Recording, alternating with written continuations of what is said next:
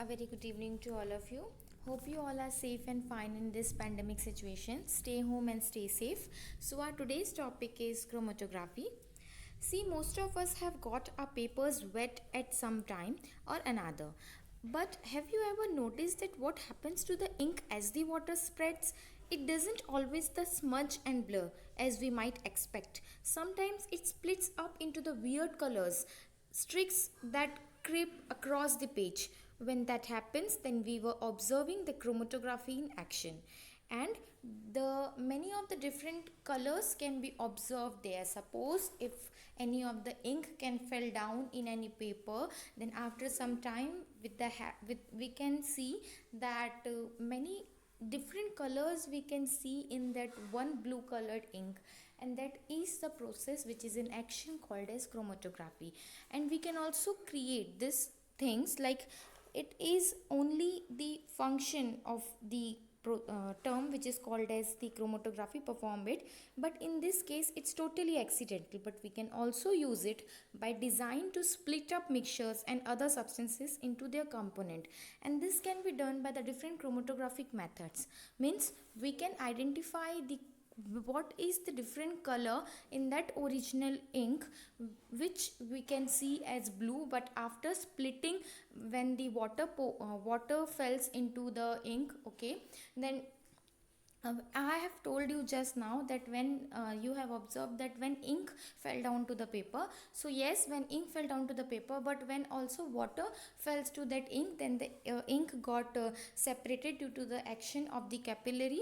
That capillary action in that the ink, okay, with the water spreads the ink, it splits the ink towards the to upwards, and then different colors can be observed.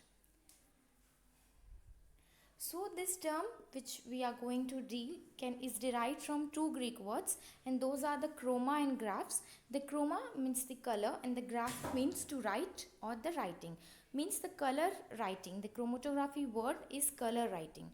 This is a technique which can be performed in laboratory for the separation of the mixtures, and the mixture is dissolved in a fluid which is called as the mobile phase, which carries it through a structure holding another material called the stationary phase. In chromatography there are two types of phases, the stationary phase and the mobile phase. From the name itself it suggests that the molecules which are in the mobile state are in the state of in action, like they can move from one place to another. But the molecules which are in stationary phase, this stationary phase is a static phase where the molecules are at rest. And the mixtures, like this chromatography technique we use to separate the components from a mixture, to see, for example, to see that what other colors are there in a blue colored ink. So that suppose that blue colored ink is the mixture, and from that we have to separate a component, a color which we wanted. So this technique is used in that. And in, if I can say this at MSc level or at the BSc level, then this is a technique to separate the components or the compounds from the mixture or the sample. This is a technique used by the scientist or the biotechnologist for separating the organic and the inorganic compounds so that it can be analyzed and studied. Okay. What's the history about this term? This was invented by the Italian-born Russian scientist Mikhail Stott in 1900 during his research on plant pigments.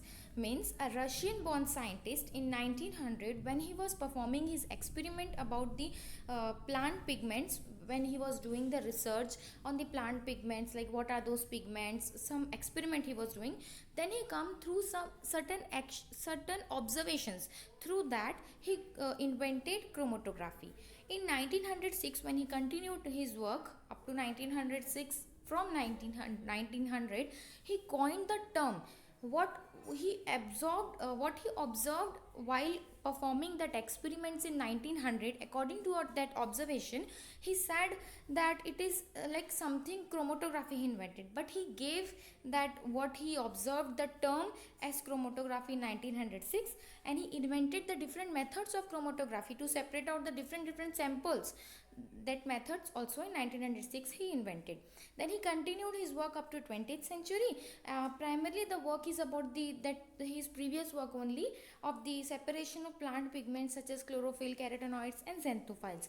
So as this different colors, there are different colors, the plant pigments are having colors, so he gave this technique from the Greek words, the name as chromatography. The actual experiment what he performed was, he took a glass column, he filled that glass column with the powdered limestone, then he put in that glass column the ethanol extract of the leaf pigments, the homogeneous mixture of the leaf pigment is applied to the top of the column, and then this ethanol extract is used because this ethanol is ethyl alcohol is used to flush the pigments down the column. Okay, it is used as solvent, okay, to just flush the pigments down the column. Then a series of colored bands is seen after when he observed. Then he see in the series of color bands were formed to that corresponds the different pigments, like different bands he saw, and each band is having some color. And that was separating on the basis of their differential speeds. So as he observed that different bands are seen, and different bands are at a certain distance, then these bands were later determined to the colors, xanthophyls and carotenoids. And by these experiments, when he saw that each color, each band is having its own differential speed, he gave the chromatography term, he gave chromatography. Then what are the different terms used in this chromatography? So as you can see in this figure, chromatograph is a equipment that enables this sophisticated separation. Means the equipment where we use this separation process is chromatograph. There is an analyte, eluent, mobile phase and stationary phase. The substance that has to be separated, the sample from the sample, the substance which we want to be separated from the mixture or the sample is called as analyte. Eluate means, as you can see here, this eluate, as you can see, the analyte which will emerge after the technique, after the separation, what we will get, that is the eluate. That eluate will have both analyte, means the sample components, and solutes passing through the column.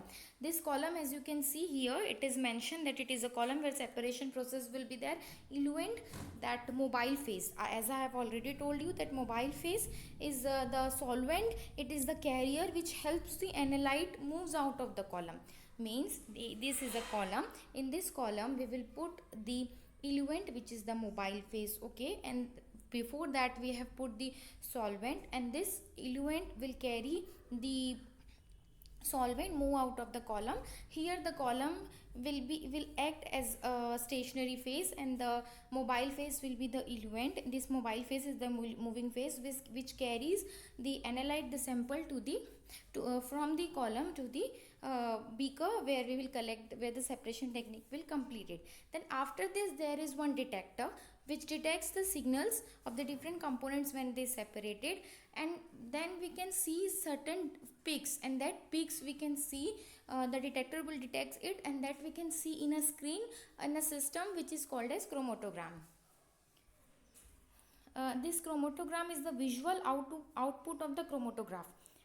When the chromatography technique will be when it will be completed, then we can observe certain peaks, and that peaks we can see in the chromatogram, and then different peaks or the patterns on the chromatogram corresponds to the different components of the separated mixture.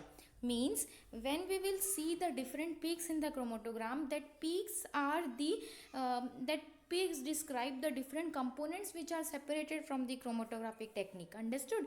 What the sample which we have put in the chromatographic system for the separation of the different components from it, or the desired component which we wanted from the sample, then when the components elute through the column, different peaks will be observed. Like suppose a sample is there, then in sample A, B, C components are there, then if A will elute, then one peak, B will elute, then second peak C will elute, then elute means when they will separate, comes out, then the third peak will be there.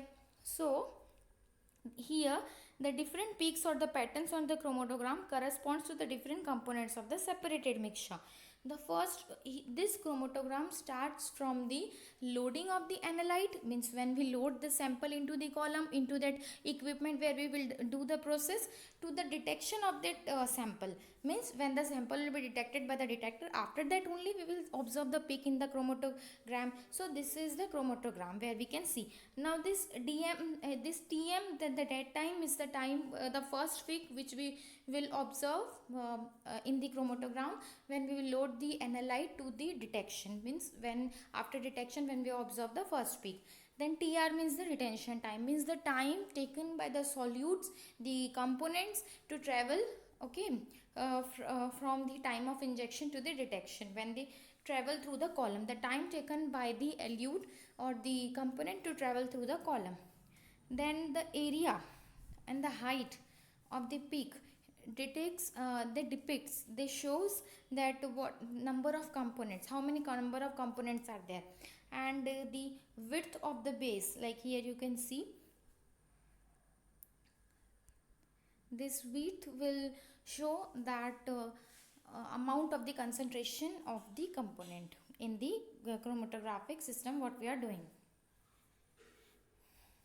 And then the retention time, as I have already told you, measure of the time taken by a solute or the component to pass through a chromatographic column. Then the retention factor is there. How we can calculate retention factor of any of the component of the mixture or the component of the mixture which we wanted to separate. Chromatography technique is that only, where we used to separate the component, the desired one which we wanted through the sample. So here it is the distance traveled by the solute upon the distance traveled by the solvent. So solute is what? The component in the analyte, and the solvent means any substance that is capable of solubilizing the another substance. So friends, this is only for this part. Now we will meet in the second part of the chromatography, so stay tuned.